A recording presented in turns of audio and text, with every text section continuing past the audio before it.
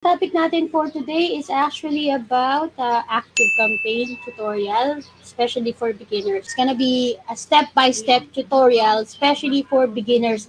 Kasi napakadami pong nagme-message sa atin at nagko-comment ng mga tanong, kailan po ba magkakaroon uli ng tutorial. So ito na, medyo matagal na rin kasi yung naging video ko last time. Pero before we proceed, just checking if you can hear me well. Alam niyo naman laging tinatanong ko, kung narinig niyo ako, i-comment niyo lang, I can hear you, Ma'am Shi.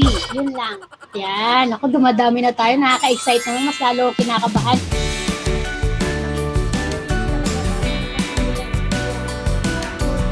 Hindi ako masyado nag-ready ngayon eh. Hindi. As in, hindi. Hindi ako prepared. Just to give you a heads up, okay? Yung ginagawa ko po is marketing automation. At ang software na ginagamit ko as a specialist of marketing automation is yung Active Campaign. But it doesn't necessarily mean na yun lang po yung software na pwede nyo gamitin. Napakadami pong marketing automation software na pwede nyo gamitin. Or email marketing software, okay, just to be exact. Merong Aweber, MailChimp, Constant Contact, Infusionsoft, HubSpot, GetResponse, ano pa ba? Marami po. Everyday yata may nanganganak na email marketing software. Yung mga i-share ko sa inyo, mga ituturo ko, sometimes, syempre, software yan, mag-update yan. So, kung let's say, dito mo nakita yung isa, baka bukas, iba na, nalipat na. So, kakailanganin nyo lang hanapin. Okay, but the idea is dapat alam nyo kung paano yun gamitin. Bago natin ituloy ang video natin na ito, napansin ko lang na 72% ng ating mga viewers ay hindi pa nakasubscribe. I will appreciate if you will subscribe now for more exciting videos. So, subscribe na! Alright, so ito yung pinaka-main site nila. So, yung mga information na gagamitin ko halos lahat ay talagang gawa-gawa ko lang. Like yung yung phone number, yung mailing address. Alright, yung mailing address, kailangan po natin yan. Kasi, remember, hindi magsisend ang email campaign or ang automation, hindi magsisend ang email kung walang mailing address. So, syempre, pagka sa client na, kailangan mailing address na nila. Pero yung sa atin, yung ngayon, kahit magkamak muna kayo, okay, or yung address nyo, pwede. And then, email address. Make sure meron kayong Gmail account or kung anumang email address ang meron kayo, that's fine. Mag-prepare na lang kayo. I would advise na mag-create kayo ng separate na account ng, kunwari, Gmail, para pang testing nyo lang. Para hindi humalo yung mga ginagawa nyong pag-test doon sa mga valid na Gmail accounts nyo or mailing account nyo. Yung link niya is activecampaign.com/login.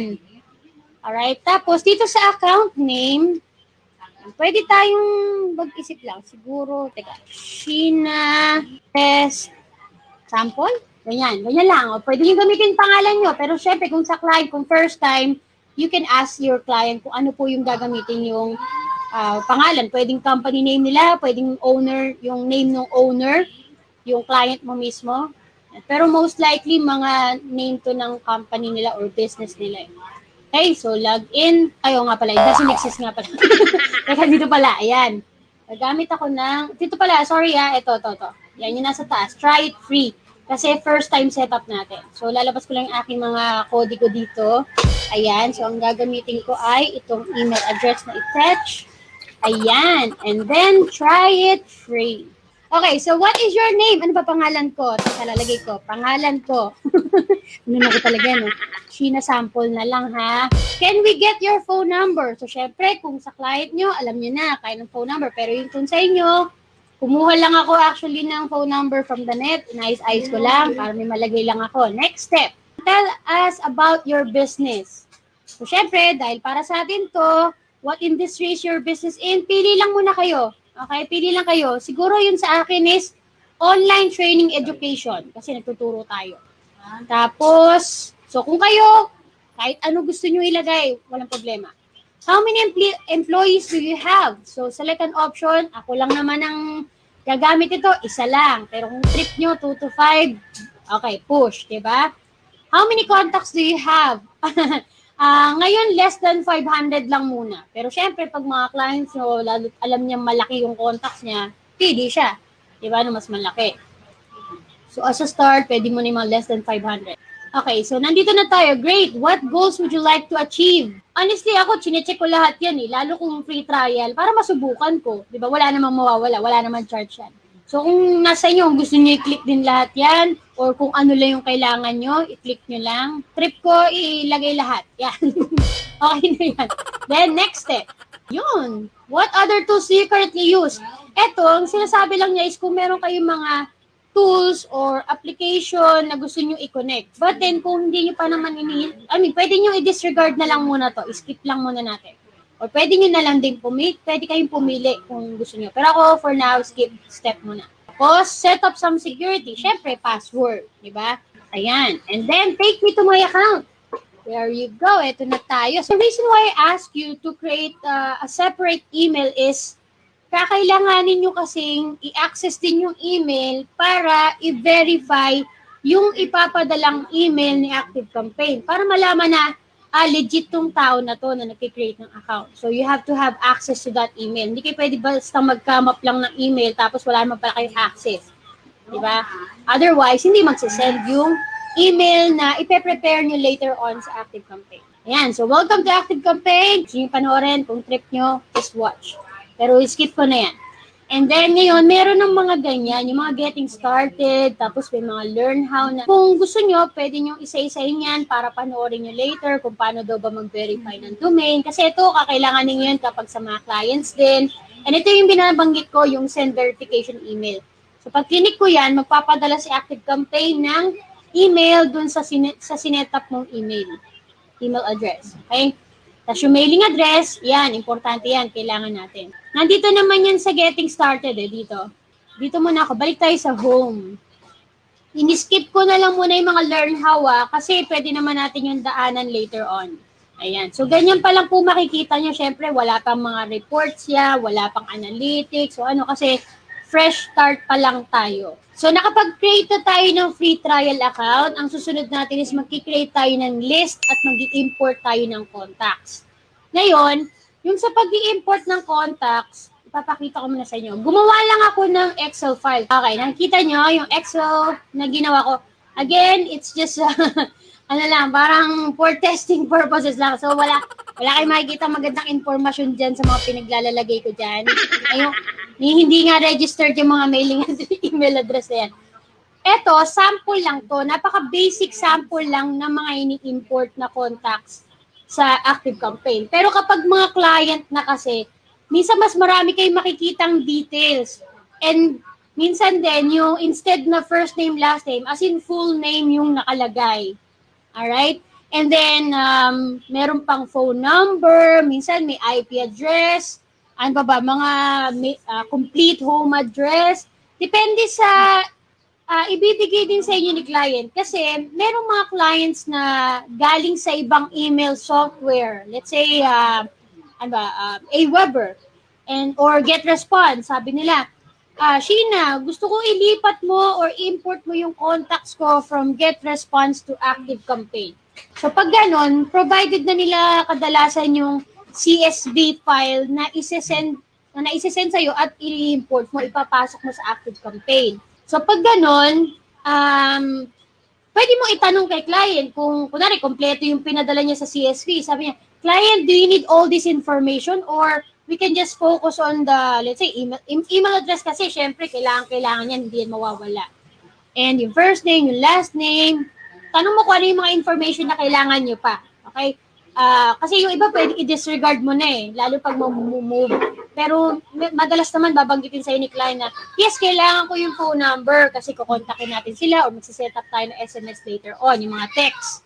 Pero minsan, kapag hindi provided ni client at sabi niya manggagaling sa mga email software na iba, yun. So, you can ask for the login nung pagkukuhanan nyo nung contacts para ikaw na kumuha kasi madali lang naman din mag-import ng contacts. Ay kung hindi nyo familiar, search nyo lang sa YouTube, baka MailChimp, meron tayong tutorial for that. If not, search nyo lang yung iba. I'm sure makakuha kayo ng mga tutorial on how to import and export contacts. So again, kapag po kasi nag-import ng contacts at bago mo ipasok kay ActiveCampaign, make sure na naka-CSV extension siya. What do I mean? Okay?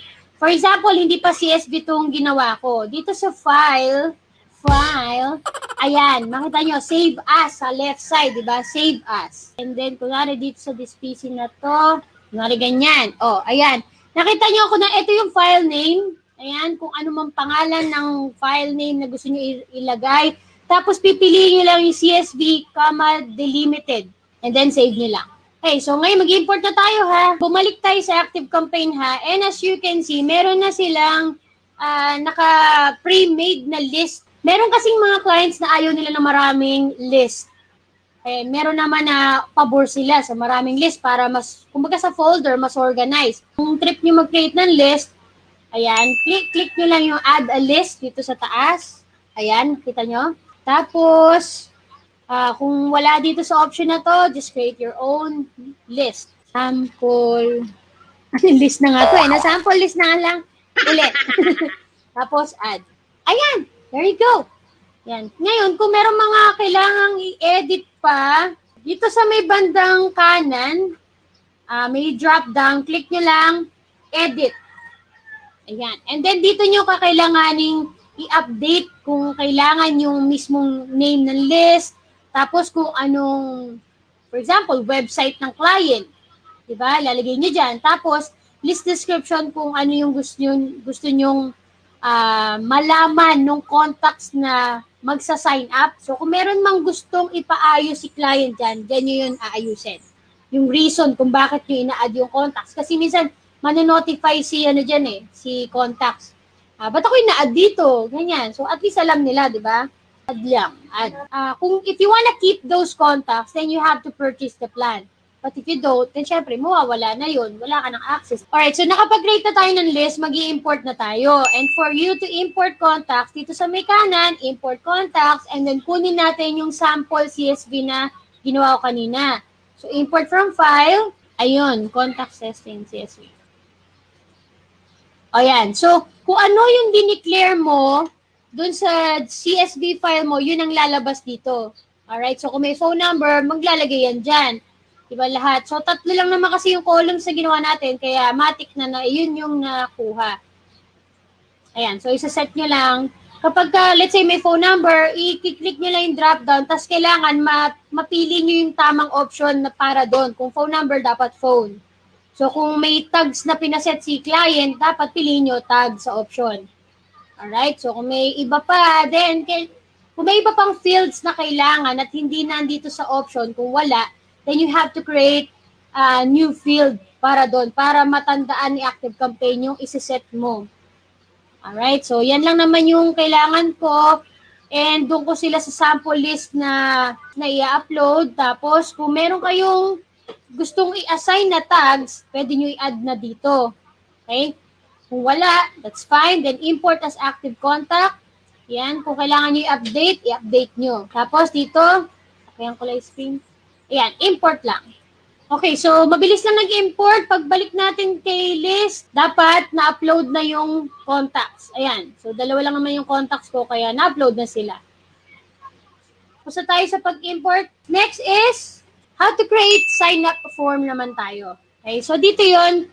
Before, nakalista na dito yung salitang form. Pero dahil nga nag-update ang software, ang email software, or email program, nandito na siya sa site. Yan, pag-click nyo ng site, nandito na siya sa, eto na yung form. So, yung pages kanina, yun yung pwede kayo mag-create ng parang mga landing page. Dito sa form, dahil free trial pa lang tayo, ito lang ang pwede nating gamitin, inline form. So, kung gusto nating gamitin yung iba, let's say, itong form na gagawin natin, ilalagay sa website. Pag nilagay sa website at gusto nyo naka-float siya or nasa gitna siya, ito yung mga options. Kaya lang, free trial, so hindi natin yung magagamit. Pangalanan nyo lang yung form, cute ako form. Wala mo nang kukontra. Ayan. Tapos, kung saang list nyo siya gustong i-assign. So, ito yan, subscribe to a list. Ayan, ito, sample list. Or, kung ayaw nyo naman ng list, yung parang matitrigger siya na list, gusto nyo tag, pwede rin. So, pili na lang kayo na option. Pero normally, add to list lang or subscribe to list lang yung pinipili dyan. Ayan, sample list. Okay? Kung may mga gusto pa kayong action na idagdag, click nyo lang to and gawa rin kayo. Let's say, gusto nyo combination ng pagka-assign ng list at paglalagay ng tag, pwede yan. Okay, kung hindi, isa lang. Okay, so create. So, meron na silang pre-made na form, pwede nyo i-customize na lang. Or pwede nyo bago-baguhin yung mga background. Ayan. Isa-isay natin para sure. So, dito, kung hindi nyo kailangan to, you can simply click and then X, delete. Diba? Parang sa relationship lang. Hindi nyo na kailangan, delete nyo na sa buhay nyo. Pak! Oh, okay. Yan. Tapos, kung meron kayong information, let's say description, kung para saan tong form, yung mga text, dito nyo yung gagawin. Diba, pag-click nyo dito sa may bandang kanan, dito nyo pwedeng ayusin. Ganyan, ganyan, ganyan. O, diba, nababago siya, real time. Ayan. Then, kung may mga alam pa kayo na basic HTML, dati kasi nagagawa ko dito, kunwari gusto nyo i-bold, i-italize, nagagawa yun dito. So, explore nyo lang kung gusto nyo po mag-aral ng mga HTML, tignan nyo kung ano yung mga pwede nyo pang i-adjust dito sa HTML code na to. Okay, para mas gumanda yung style ng description nyo. Okay, dito naman sa full name, ayan, full name, pwedeng gawin yung separate, as in first name, last name. Ay para, yung iba kasing mga, kung nakakita na kayo ng form sa website, di ba may mga newsletter, subscribe for monthly newsletter. Madalas ang nakikita nilang email address. Yun lang, walang first name, walang full name, ganyan. Pero iba naman, full name, email address, kagaya na nakita nyo.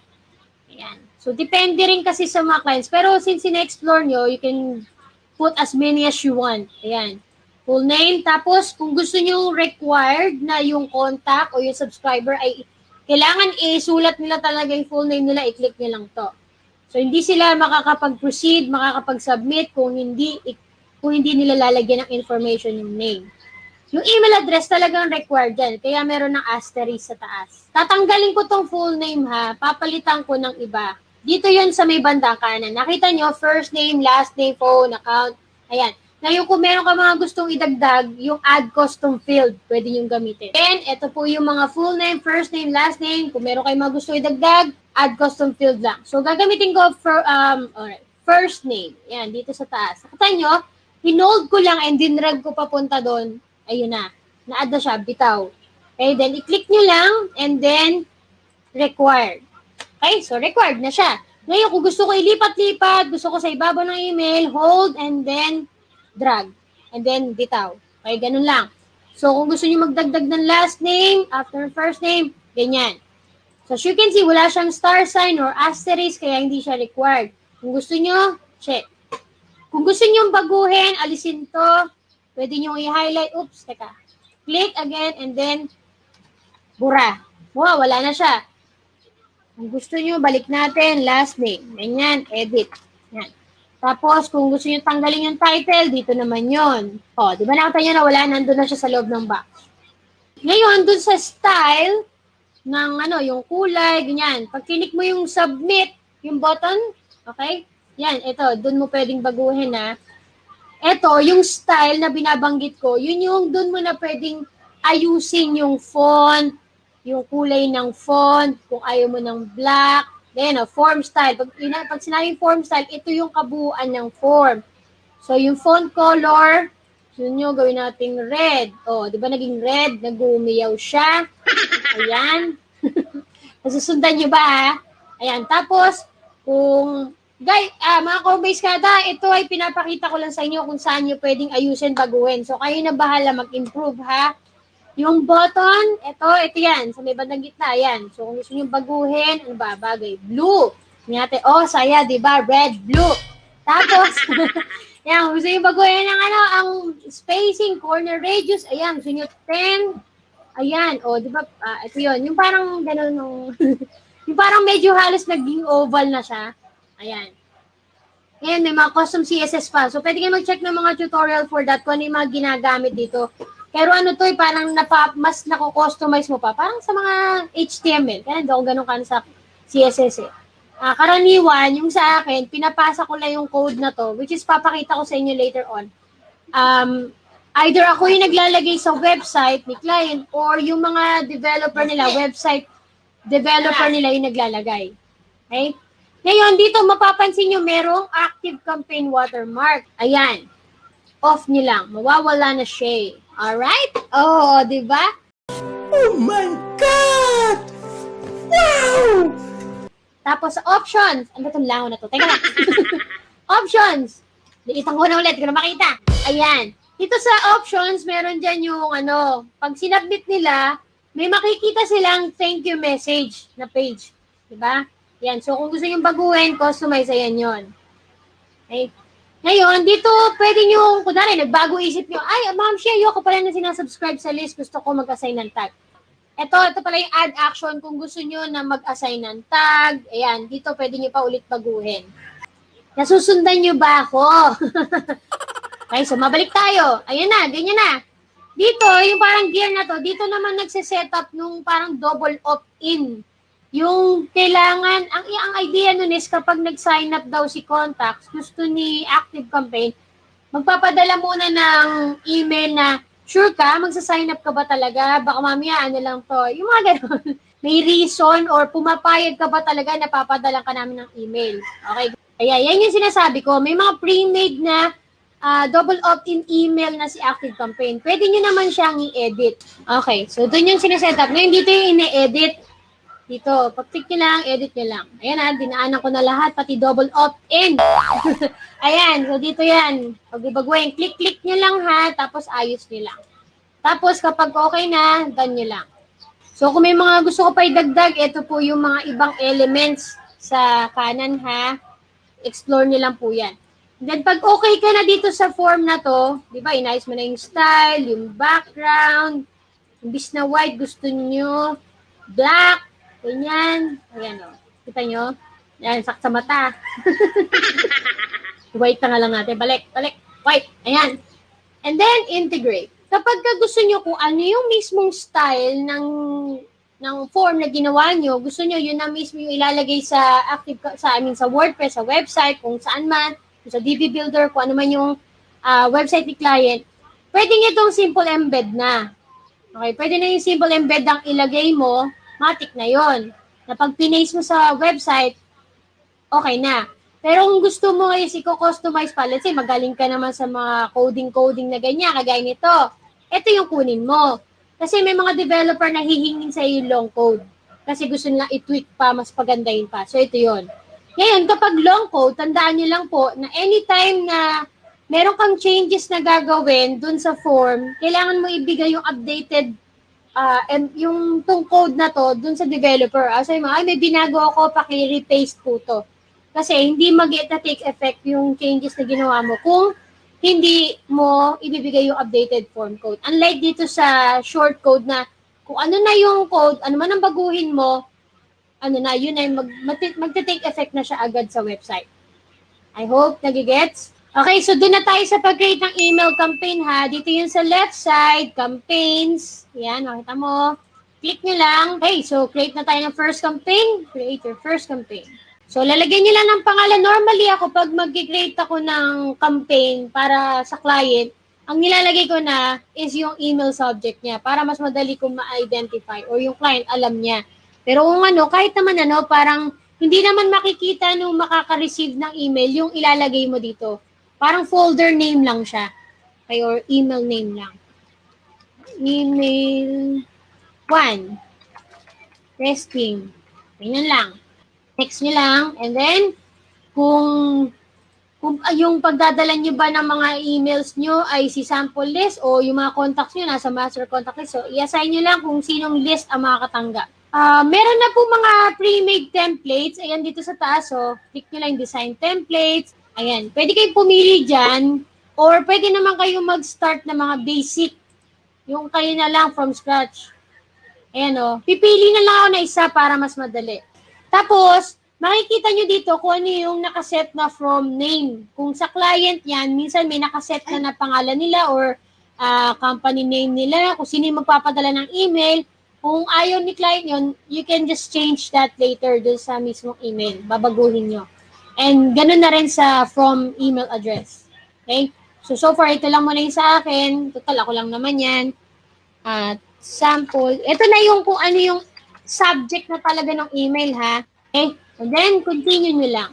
As you can see, may mga, kagaya nung sa pag-create ng forms kanina at ng mga list, lahat naman halos drag and drop na lang talaga. And kung hindi nyo kailangan, you can always click the gear button. Ito, yan, yung parang kadena sa bike. I-click nyo lang yan and then i-delete nyo lang kung hindi nyo na kailangan. Kasi minsan, hindi rin maganda pag sobrang daming elements dito na nagaganap eh. Minsan, mas maganda pa rin yung simple lang. So, kagaya nito, pwede nyo ilagay yung logo or kung ano man yung image na pinapalagay ng client. Pero kung gusto niya simple text lang, you can just delete. So, ganun lang naman. Basta, ito yung image, oh. Ayan. Click nyo lang. Then, i-add file nyo lang, kunin nyo kung saan nyo kukunin na folder yung picture. Upload nyo lang and then open nyo lang. Okay, pag na-open na, makikita yung dito. And then, pag click nyo sa image, papasok na siya dito. Wala kasi akong sample image, pero yun, dapat pumasok na siya dyan. Tapos, babaguhin mo na lang yung size niya. Yun, okay? Nandito naman yun, width and height. Pero pwede mo na siyang i-adjust. Ganun din sa paglalagay ng mga text. Okay? So, pwede yun, parang sa Word din, ayan o, pwede nyo i-bold, i-italize, underline, pero normal naman hindi eh. Hindi nyo kailangan underline unless link yun. So, pwede nyo rin baguhin yung font name, sabihin natin Comic Sans, font size, ayan, ganyan. Ngayon, kung i-embed nyo, highlight nyo lang. What I mean embed is lalagyan nyo ng link na pag click ng makakatanggap, mariredirect sila kung saan. Kung sa Facebook group, sa website, sa link na gusto ni client, webinar link, Zoom link, mga ganun ha. Ayan, so pagka-highlight nyo, click nyo lang yung link. Ayan, tapos dito nyo ipe-paste yung link. So for example, facebook.com/homebased-mom-diaries. Tapos, i-okay nyo lang. So, as you can see, naging clickable na siya, ha? So, pagka pin-review natin, dapat makiklik na siya. Okay? Tapos, yung mga text, ganun lang din. Nandito lang naman din sila. Ayan. Pwede ka mag-add, kunwari, email, one. Kaya lang naka-center, so highlight ko. Align left. Okay, so, explore nyo lang po to, ha? Hindi kayo, I'm sure, hindi kayo mahihirapan. Kasi ano lang naman to, wala, para ka lang nagsusulat ng email sa document. Personalized, ito yung part na pag sinabi na, kunwari, di ba yung contacts mo kanina, gusto mong batiin siya na, hi, Sheena, ganyan. So dito, click nyo lang yung personalize and i-declare mo lang yung first name. So magkakaroon siya ng field ng ganyan, ng custom field. So pag nilagay natin ng hello, ayan, hello, at kung naka-declare yung first name, hello, Sheena. Pero kung full name, kagaya nung nakita nyo dun sa iba na full name yung hiningi, hello, Sheena, and yung last name. So ako, preferably, pinag-iwalay ko talaga yung first name and last name para mas magandang tignan na first name lang. So ito na. So hindi ko na kukumpletuhin yung mga email kasi normally mga text lang naman to ng kung nakaka-receive ng email, diyan yung nilalagay. Ngayon, kung meron kayong mga gustong baguhin, kagaya ng pinakita ko, yung hyperlink, ay kiklik nyo, i-highlight nyo lang and then add the link. Yan. Tapos, minsan may mga clients na ang gusto is maglalagay ng, ayan, social links.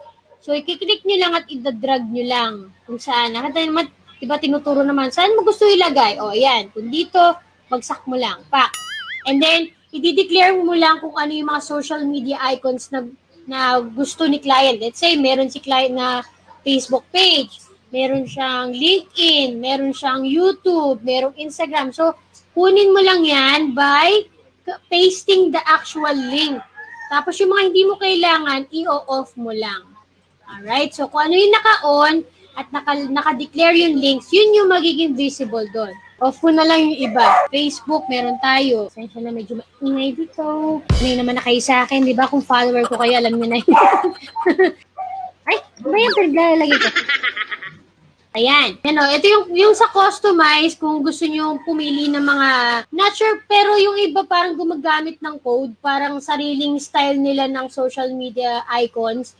Pero, so far, ito lang kasi yung available kay Active Campaign. Ito yung ginagamit ko, o kaya yung Square. Pag ganito, ayan, ito na lang, yung bilog-bilog. Tapos options, ayan, so save ko na ha. So ganito, tapos yung buttons dito, parang, kumbaga sa landing page, di ba meron ng click to action. So, minsan, depende, lalo na kung meron pa webinar si client, tapos gusto niya, doon magfo-focus yung attention ng contacts, ng magbabasa, you can retain that, tapos ano nyo lang, ayusin nyo lang yung background color, tapos i-embed nyo lang yung link dito yung sa taas, yan. Okay, so customize nyo lang yan, tapos baguhin nyo lang yung text, so let's say get started. Tapos pag okay na, next nyo lang. Ganyan lang kadali po mag-create ng email. Yan. Pero minsan may mga pinapalagay pa, signature, di ba, picture ni client. Dito lang din yun. Insert nyo lang image, tapos babaguhin nyo lang yung size. Ayun, then next. Basically, yan lang ba ang ginagawa mo sa gig mo sa Fiverr o meron pa? Hindi lang po ito. Actually, basic pa nga lang to kasi mas mahirap mag-proceed dun sa mga ginagawa ko kung hindi nyo gamay ang basic. Ayan. O, balot daw kay Jam, magsibalot. Ayan. Ito yung kailangan niya parang foundation kasi mahirap mag-proceed sa mga automation, yung mga strategies, paano yung flow, kung yung basic na pag-create ng campaign, saan mag-create ng list, hindi nyo nakukuha yung idea at kung paano gagawin yun at di nyo gets, mahirapan kayo. Okay, so ito yung pinaka-basic lang talaga. Ito yung verification email na sinend kanina, na sinend ko sa sarili ko. Kaya lang hindi ko pa nababalikan. Kaya, ganyan pa siya, pending. So, once na na-verify ko na sa email ko, okay na siya, mawawala na yan. Tapos itong mailing address, yun yung kailangan nyo iset. Dito, i-assign nyo na. So, kung anumang bansa si client, ilalagay nyo lang dyan. Okay, yung company name niya. So, remember, kailangan meron yan. Otherwise, hindi magsisend yung mga emails natin. Kunwari, from Philippines na nga lang. Ayan, Philippines. Kunin ko lang yung address. Ano, nasusundan mo ba? Ma'am Shifa Izayka, may tanong ka pa ba? Kayo, yung mga nandito pa, gising pa ba kayo? Baka may naantok na kayo, ha? Ganun lang ako, ha? Kamap lang ng mga address. Ganyan lang. O, di ba okay na? So, minsan, may mga clients na marami silang mailing address, so i-assign nyo na lang. Kung ano mang mailing address yung isasabihin nila sa inyo. Ayan, kung gusto nyo i-preview, desktop preview, freeview, ayan. Pero syempre, make sure maayos yung content nyo, yung email content. Dapat yung mga links working. Yung kung may signature, dapat nakasetup ng maayos. Yung social media links, dapat tama. Pag clinic mo, ayan, dapat ma-redirect ka. Kasi kung hindi, nonsense yun, okay? Pangalan ni client ang dala-dala mo. Tapos kung gusto mag-send ng test email sa sarili mo or sa client mo, ayan, click mo lang send test. Kung gusto mag-pre-schedule ng pag-send ng email, ayan, dito po yun, siset nyo lang yung kung anong time zone at kung anong oras. Normally, kung kaninong account to, kung sino nag-set, doon nakaset yung time zone. So, pag sa client, ayan, ganyan, no? I-on nyo lang, tapos, isiset nyo na kung anong oras at anong araw, gano'n. Okay, so save and exit. Oh, di ba meron na tayong isa. Pero ito, di ko naman sinend kasi drop lang siya talaga. Pero ganun lang naman kadali mag-send. Okay, so kailangan, Ma'am Shi, may permission yung tatanggap ng email para di bumalik yung email mo, di ba? Pwede kasi kagaya ng binanggit ko dun sa double opt-in purpose kanina, di ba? Yung double opt-in, merong mga countries kasi na mahigpit. Like sa Germany, talaga required sa kanila double opt-in or sa UK yata sa UK.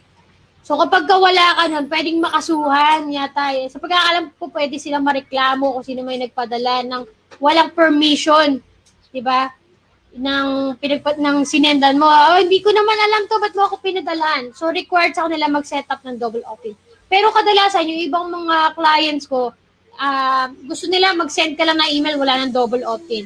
So even if walang permission mo, basta nasa list of contacts ka nila at nagpadala sila ng email, makakasend, marireceive mo. Tanong na lang is kung saan napadala. Baka kami pumasok sa spam, sa promotion, tab ng email, or syempre ang goal nila is makapasok sa inbox mo. Pagka kasi, maraming usapin pa yan kung paano makakarating talaga sa inbox. Pero, yun, with or without your permission, depende sa setup ng client, marireceive mo dapat yung email unless wala ka sa list of contacts nila at walang, yun nga, as I said, kung hindi double opt-in siya. So, yung basic automation yung gagawin naman natin. Dito naman yon. Yan. So, bago ko ituloy yung sa basic automation, yung announcement na binabanggit ko po, mga ka-home-based kada, is, di ba, marami nga pong nagre-request sa atin na gawa ng course. Okay, so, Magkakaroon po tayo ng course for marketing automation. Although pinaplansya pa namin and ang target date namin hopefully matuloy ng July 15. Nilalatag pa namin, inaayos pa namin. And ang makukover doon ay hindi lang yung marketing automation. Kung gusto niyo rin po, meron po tayo ng lead generation. Tinitignan pa natin kung magiging okay din yung e-commerce, kung matutuloy na rin. And SMM, yung mga social media management course. So, ganun po. Yung sa marketing automation, as I said, hindi lang po to about active campaign. Hindi lang po to about pag-setup ng emails. Yung idea po nung marketing automation, yung kung ano yung ginagawa ko talaga, yun yung ituturo ko for kung paano matutulungan yung clients. As I said, hindi lang lagi active campaign yung gagamitin natin, pwedeng ibang platform. So, kailangan mong nagigets or kailangan naunawaan mo kung ano ba yung marketing automation at kung paano mo siya may tutulong kay client. So, yun po yung idea ng course na gagawin ko. So, yun. Magkakaroon kami ng mga formal announcement naman po dun sa ating Facebook page, Facebook group, and sa YouTube channel natin. I-announce natin kapag sobrang polish na talaga. And, don't worry, mga kaumiskada, kasi tuloy-tuloy pa rin po yung mga free na sinishare natin, mga free videos, free guides, free tutorials. Kasi baka mamaya, isipin nyo, ay, si Ma'am G nag-switch na ng puro paid. Hindi po. Gusto ko lang po ibigay yung option na yon sa mga naghahanap ng tutok talaga na walang ads.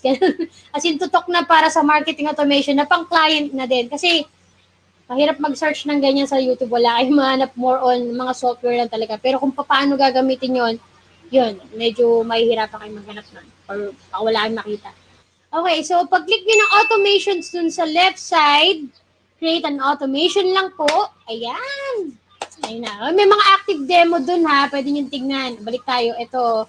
Kung gusto nyo ng tutorial pa para dyan. Okay, tapos, normally, may mga pre-made template na din. Lalo na kung saan nyo gagamitin. Pang e-commerce ba yan? May mga upsell ba kayo ng purchase ng product? Ganyan. Ayan o. Pwede nyo explore to. Pero ako normally start from scratch na lang ginagawa ko. Kasi gusto ko alam ko yung flow kung paano ko sinetap mula umpisa hanggang uli. Pero walang problema kung may mga pre-made template. Pili ka na lang. Bakit tayo? Ayun, continue. Lito na screen ko. Ayan na. Okay. Tapos, dito, ayan, normally, subscribe to list yung pinipili. Pero minsan yung tag, kung ano yung para magiging start, kumbaga sa pinto, anong way ng pagbukas ng pinto para makapasok ako sa bahay mo? Ganon. Okay, so ang pinipili minsan yung subscribe to a list, o kaya tags, or by date. Ayan o. So, depende po dun sa magiging strategy mo para dun sa automation. Let's say ito, subscribe to a list na lang pipiliin natin. Click, and then continue. Then, kung gusto nyo, ang makaka-receive ng automation na to ay yung mga nasa sample list or kung anumang list yung inassign mo or master contact list. So, sample list na lang, yan yung ginagamit natin. And then, add start.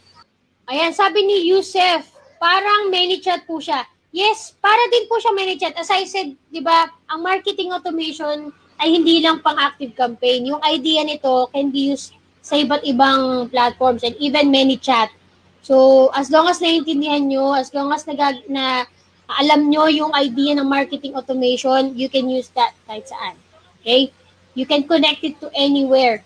Pwede sa landing page, sa sales page, sa ClickFunnels, sa baba, sa YouTube, nagagamit namin yan sa FB ads, sa ManyChat, ganyan. Karaniwan lang kasi talaga ng mga clients na natatanggap ko, especially sa Fiverr. Kasi yung Fiverr ko po, yung gig ko is active campaign lang. So kung maggagawa pa ako ng ibang gig for marketing automation na may specific na iba pang software, for example nga, Klaviyo o kaya ManyChat, pwede ko yung gawin. Diba? So kung ano yung dideclare nyo sa gig, yun yung kukontakin ka nun. Diba? Related lang dun yung i-contact nila sa inyo. Okay, so ito na tayo. Ayan, add start. Ayaw kanina nag-error. Why? Kapag gano'n na ako, subscribe sa list. So, pinili ko is create an email na. Again, kagaya nung campaign kanina na ginawa natin ha, yung, di ba nag-create tayo ng campaign, email name, gawa ka lang, pwede yung email subject gawin mo, Sample email 1. Ay, mali spelling. Ganun lang din to. Para ka lang din nag-create ng campaign, kaya lang mas marami na to. Kung ano man yung style ng automation na gagawin nyo. Yung kaninang campaign, babalikan ko ha, kasi pwede ko na siyang isave para hindi na tayo mag-back from scratch ulit. So, balik tayo dito sa open link new tab. Ayan, yung campaigns. Kung same template lang din naman ang gagawin mo, para hindi ka na paulit-ulit, pwede mo na lang siyang isave. Kita nyo ba? Ayun na, save as template do sa drop-down ha. Ayan. So, na-save ko na. Email 1 testing. Ngayon, pag bumalik ako dito, refresh ko ha. Hanapin natin. Ito yun. O, diba? Para hindi na tayo paulit-ulit. Lalo na kung same template lang naman yung, kunwari, gusto niyo ma-retain yung style, yun na yun. Tapos yung email subject, sample email subject. Medyo matagal lang mag-loading. Ayan, ito na yun. So, kung kailangan nyo lang i-customize, kung may sinet sa inyo na mga email doc si client at i-insert nyo daw, yun lang. I-ayos nyo lang dito. Sensya na, may ngay po. I hope narinig nyo naman ako maayos, ha? Okay, so pag okay na yung email na ninyo, i-next nyo lang. Ayan, so hanggang ngayon, hindi ko pa na-verify email ko. Save nyo lang.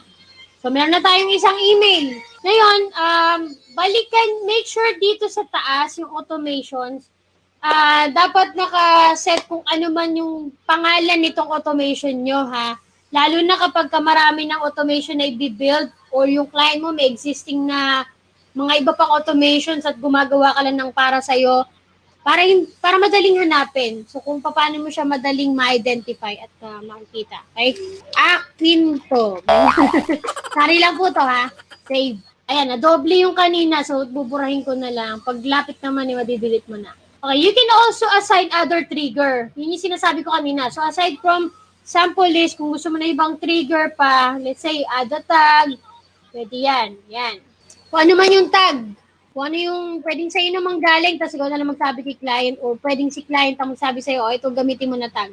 Let's say from get response yung mga subscribers, o ganyan, get response subs. So anyone, any contacts na merong get response na tag, makakapasok dito sa automation. Kaya lang kayo mag-add start eh. Teka, refresh natin. Ayun, na-add. So kung gusto nyo tag lang, o gusto nyo pareho, for example, yung contacts, in-add nyo sa list na sample list. So, basta ma-add siya sa contact na sample list, makakapasok siya sa automation. Or, for example, yung contact, wala naman sa sample list na list at meron siyang tag na get response subs, makakapasok pa rin siya sa automation. So, yun yung idea naman ito. Pero kung gusto nyo na isa lang or specific lang, pwede naman. So, dito, drag and drop lang din po yung mga nandyan na elements. Ayan. Kaya, kailangan nyo lang din po explore to. Mahirap kasing isa-isahin. Nako, ubus ang natin dito, oras natin dito. But anyway, kunwari yung wait time, lalagyan natin ng wait time. Saan na ba? Ayan, setting options, conditions for flow. Ito, wait.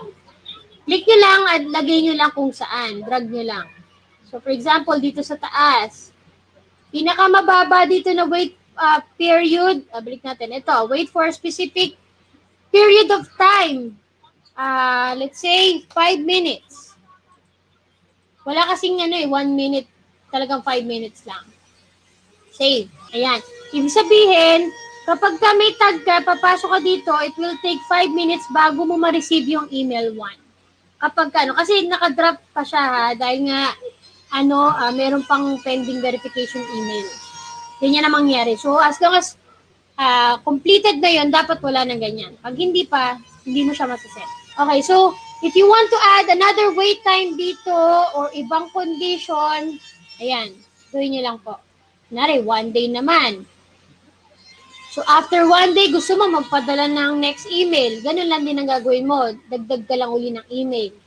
Tapos, kung meron ka pang mga iba na gustong mangyari, let's say, if else, ganyan, dadrag mo lang din. So, dito, i-fill out mo lang yung mga information. Ayan. For example, ang pinili ko yung has clicked on a link. Ayan. Kasi, di ba meron tayo kaninang sinet na parang sample na hyperlink dun sa isang email. So, for example, dun sa email 1 natin, sinet natin ito. Yan, dinideclare ko na sa email 1, merong link doon. Pag-click nila, ang link na, parang basis natin, na pag-click nila yung link na merong facebook.com homebase mom diaries, ito mangyayari. Yan. Sabi, ganito yan tatanong ka ni Active Campaign, may clinic bang link na ganon?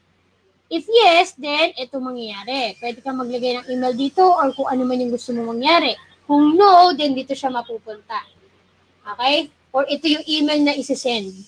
Namatay yung electric fan. Kala ko nag-brownout Ayan. Namatay nga. Daddy, yung electric fan namatay. Ayan. Teka, mainit na, ha? Init. Ayan. So, I hope, nagigets niyo ba yung yung flow ng automation? Nasusundan niyo pa ba ako? Andiyan pa ba kayo? Magsikibu naman kayo. Ganun lang naman. So, anytime na may gusto kayong kundi yung mga elements na idagdag, lagay nyo lang po dyan. Explore nyo lang po to kasi mahirap i-discuss to lahat isa-isa. Kukulangin talaga tayo ng oras. Pero ayan may mga drop-downs yan. And that's the reason why there's a free trial account kay Active Campaign para ma-explore nyo. You have 14 days para explore to lahat.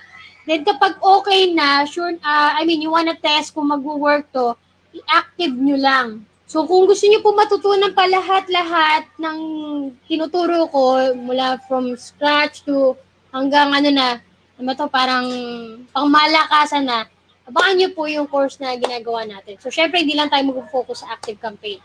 Mas marami pa po kayong matututunan. Pero again, hindi naman po ito pilitan, nasa sa inyo yan. Abangan nyo na lang po yung mga announcement namin.